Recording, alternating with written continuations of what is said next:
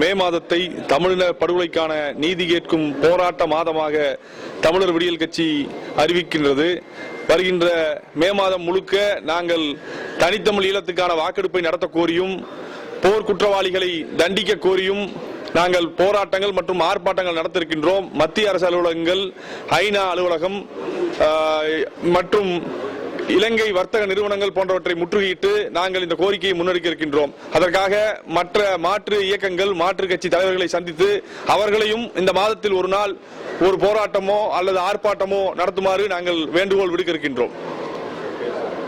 இளமாறன், மாநில ஒருங்கிணைப்பாளர், தமிழர் விடியல் கட்சி.